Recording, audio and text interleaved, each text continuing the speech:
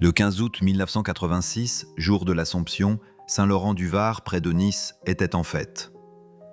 Le front de mer sentait la soca, le poisson frit et le sel. Dans les ruelles qui montent vers les collines, les familles se pressaient vers l'église Saint-Joseph pour la procession du soir.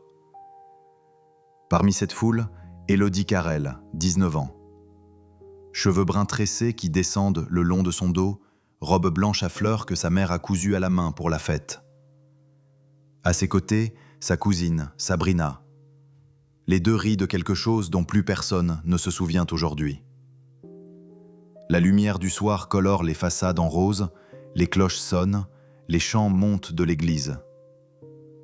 Personne, ce soir-là, ne peut imaginer que ce sera la dernière fois que quelqu'un verra Élodie Carrel vivante. Après la messe, vers 21h30, sur le parvis, Élodie se tourne vers Sabrina. Elle lui dit qu'elle veut parler un instant à quelqu'un. Elle ne précise pas qui. Sabrina, fatiguée, a envie de rentrer. Elle n'insiste pas. La dernière image qu'elle garde en mémoire, Élodie, qui s'éloigne vers le mur de pierre, là où un petit groupe d'hommes fume des cigarettes, appuyés au muret, sous les lampadaires. L'un d'eux lui adresse la parole. Élodie s'approche, Sabrina tourne à l'angle de la rue et ne se retourne pas. Cette décision, ce geste banal, la hantera pour le reste de sa vie. Quand Élodie ne rentra pas cette nuit-là, sa mère, Claire Carrel, pensa d'abord qu'elle avait dormi chez une amie. Ce n'était pas impossible, surtout pendant les fêtes. Mais à l'aube du 16 août, les rues étaient silencieuses, baignées d'une lumière pâle, et Élodie n'avait toujours pas donné signe de vie. Claire commença à frapper aux portes du quartier. Personne ne l'avait vue, personne ne savait où elle était.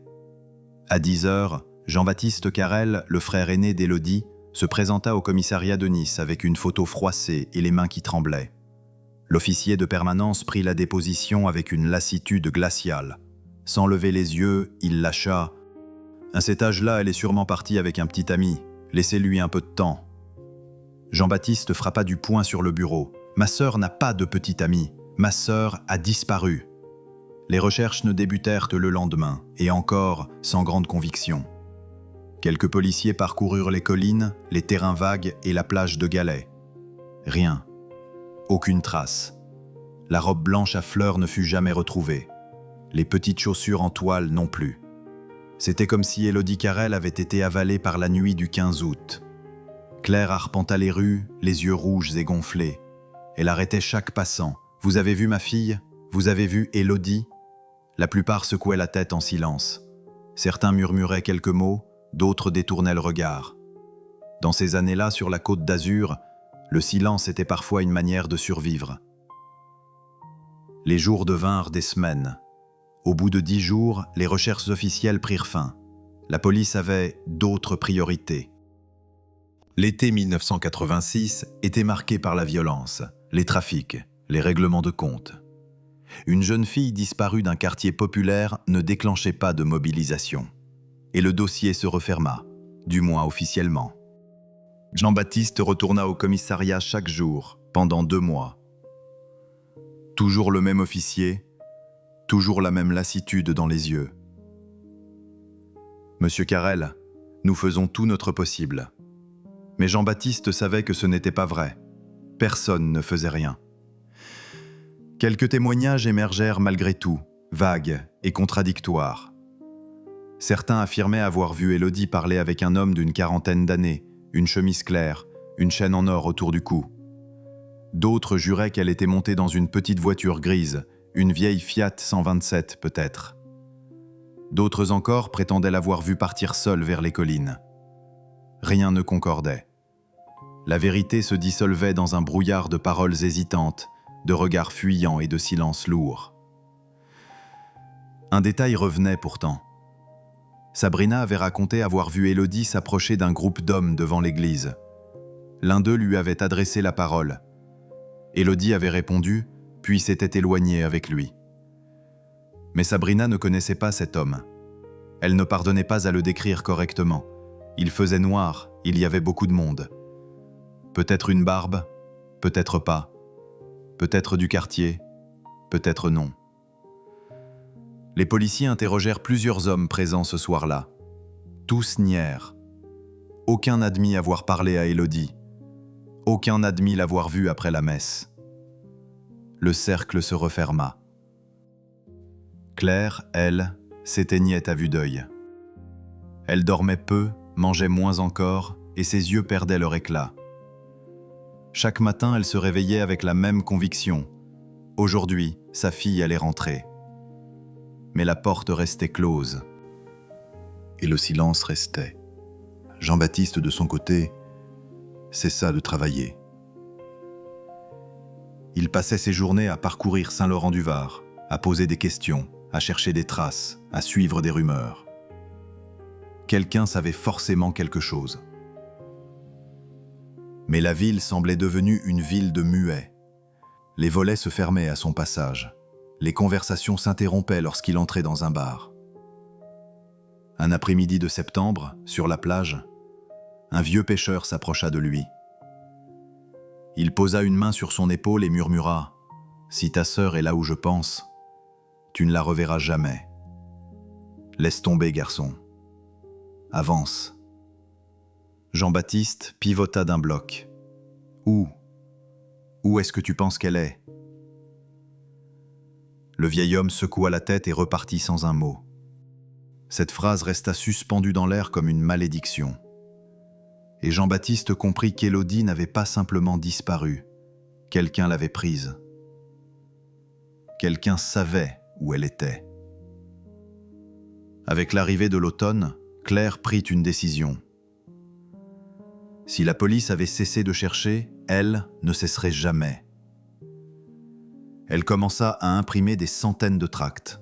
Sur le papier blanc, le visage d'Élodie, ses yeux sombres, son sourire timide, ses cheveux bruns relevés. En dessous, en lettres capitales, disparu, Élodie Carrel, 19 ans. Elle les colla partout, sur les murs de l'église, les arrêts de bus, les poteaux électriques, les vitrines fermées. Jean-Baptiste l'accompagnait, silencieux, un sac rempli de scotch et de punaises à la main. Chaque fois qu'un tract était arraché, ils en remettaient deux. Chaque fois que la pluie en abîmait un, ils le remplaçaient. Le visage d'Élodie commença à hanter la ville comme un fantôme obstiné. Mais l'effet ne fut pas celui qu'espérait Claire. Elle ne récolta que des regards compatissants, des phrases vides, des sourires gênés. Ce qu'elle voulait, c'était la vérité. Jean-Baptiste poursuivit ses recherches, encore et encore. Il entrait dans les bars où les hommes jouaient aux cartes, dans les petits commerces, dans les cafés du front de mer. Qui parlait avec ma sœur ce soir-là? Qui l'a vu partir? Les conversations se coupaient dès qu'il franchissait la porte. Les verres se reposaient lentement sur les tables. Les regards devenaient froids, opaques. Un jour, on lui conseilla de laisser tomber. Un autre, on lui demanda de penser à sa mère, pour ne pas aggraver la douleur. Mais Jean-Baptiste ne pouvait pas s'arrêter. Chaque nuit, avant de dormir, il voyait le visage d'Élodie. Il entendait sa voix lui demander de ne pas l'oublier. Au fil des mois, des rumeurs apparurent. On disait qu'Élodie avait été vue à Paris. D'autres parlaient de Milan. Certains affirmaient même qu'elle travaillait dans un bar de nuit. Jean-Baptiste partit vérifier toutes ces pistes. Paris, puis Milan. Il montra la photo d'Élodie à des dizaines de personnes. Personne ne la reconnut. Il rentrait chaque fois les mains vides, le cœur plus lourd. Les années devinrent des décennies. Dans les années 90, les dénonciations anonymes se multiplièrent. On la disait en Allemagne, puis à Rome. Toujours vivante, toujours fuyante, toujours hors d'atteinte. Claire vieillissait à vue d'œil. Chaque piste brisée ajoutait une ride, une ombre dans son regard.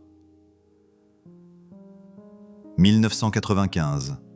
Un repenti de la criminalité locale parla d'anciens crimes commis dans la région.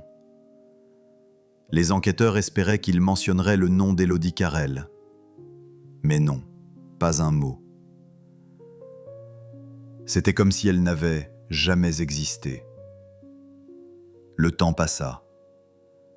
Et pourtant, pour Claire, il s'était arrêté le 15 août 1986.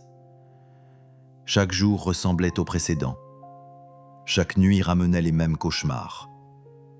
Élodie qui appelle à l'aide. Élodie qui frappe à la porte. Élodie qui marche dans les rues, invisible aux yeux du monde. 2005, Claire fit un AVC. Elle survécut, mais une moitié de son corps resta paralysée. Jean-Baptiste engagea une aide à domicile, Johanna, une femme douce et discrète.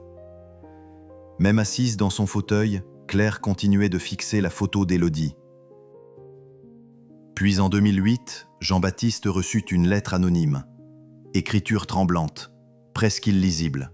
« Ta sœur repose sous la terre. Tu ne la trouveras jamais. Arrête de chercher. » Jean-Baptiste apporta la lettre au commissariat. Elle fut classée « menace non exploitable ». Ce soir-là, chez lui, il brûla la lettre dans la cheminée. Mais les mots restèrent gravés dans sa mémoire. En 2010, Claire s'éteignit dans son sommeil. Jean-Baptiste la retrouva au matin, la photo d'Élodie serrée contre elle. Il n'y avait plus de bougies allumées, plus de prières, juste un silence lourd, définitif. Avril 2011. Un chantier débuta sur une ancienne propriété située sur les hauteurs de Saint-Laurent-du-Var. La vieille dépendance, abandonnée depuis 30 ans, devait être démolie pour construire une terrasse panoramique. Vers 11 heures, un ouvrier, Samuel Christiani, heurta quelque chose de dur sous la dalle. Il pensa d'abord à une pierre. Il recommença. La pelle se bloqua. Il s'agenouilla et dégagea la terre avec les mains. Ce qu'il vit n'était pas une pierre.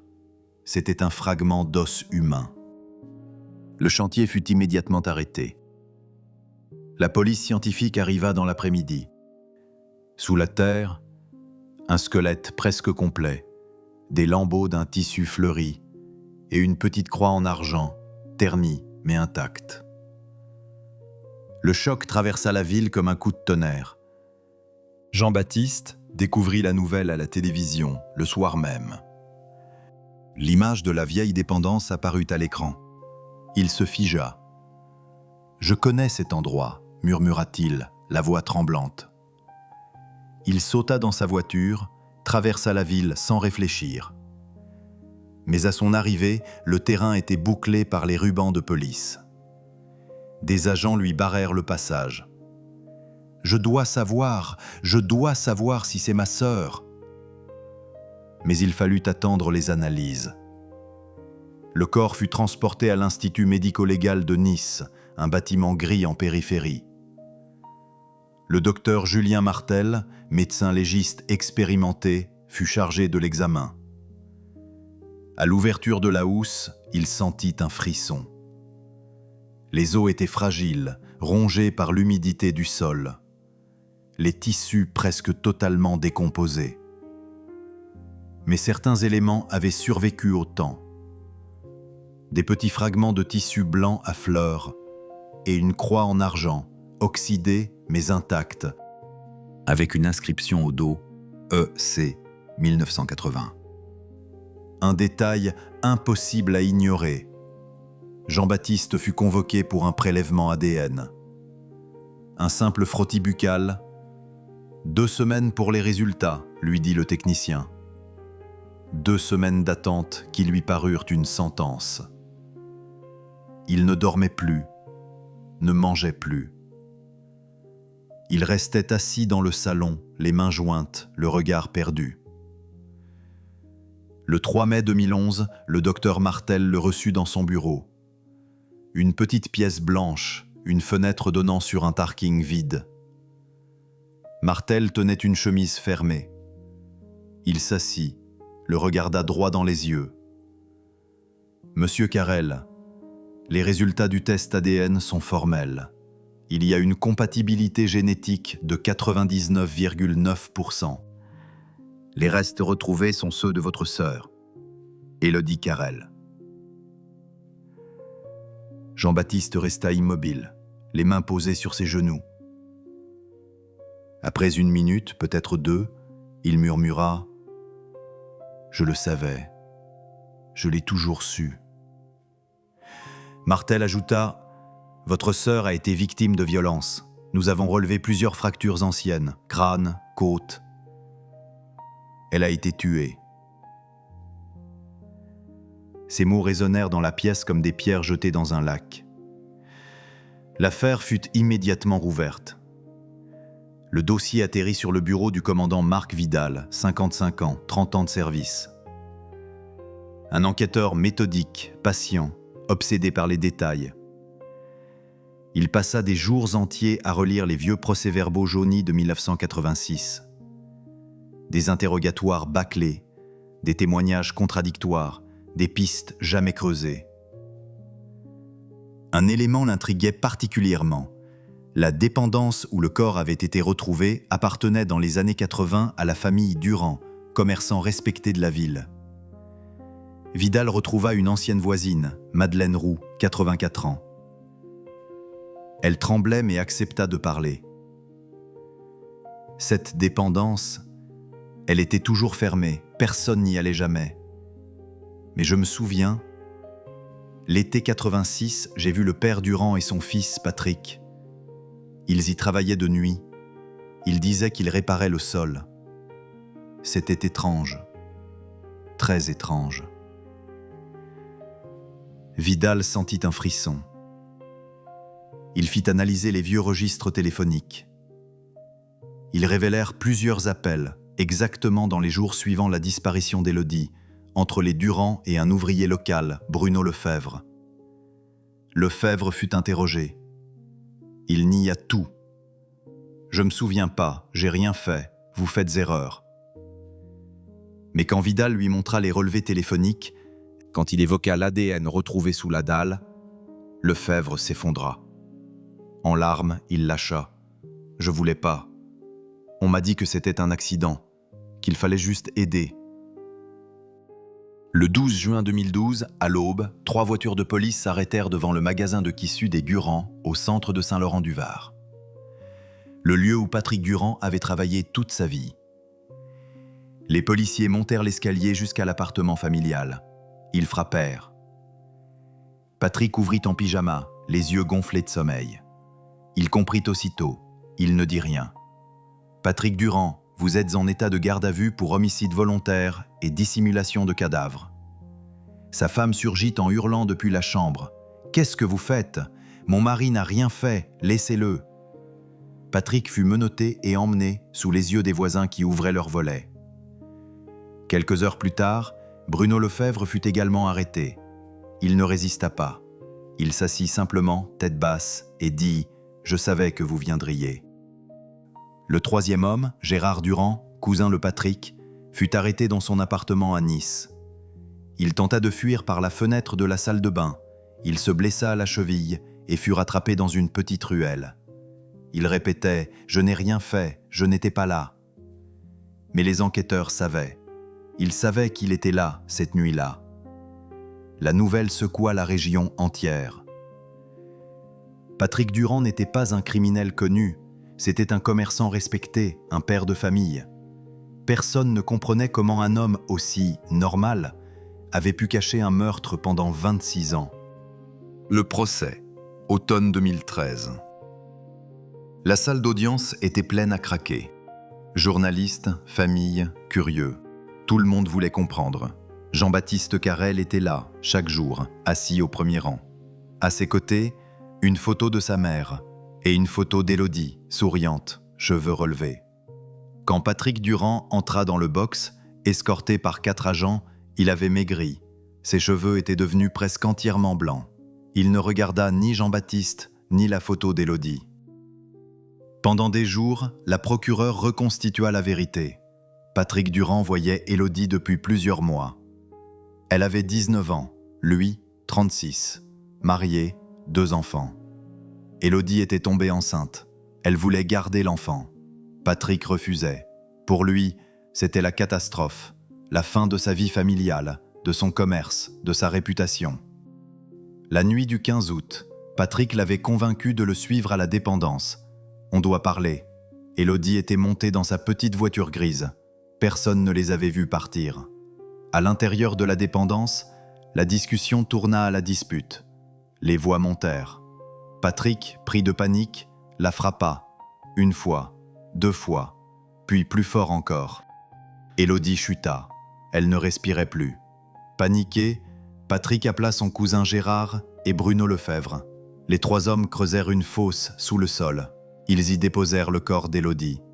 Ils le recouvrirent de terre, puis coulèrent une couche de béton frais. Ils scellèrent leur silence pendant 26 ans. Après des mois de mutisme, Patrick demanda soudain à prendre la parole.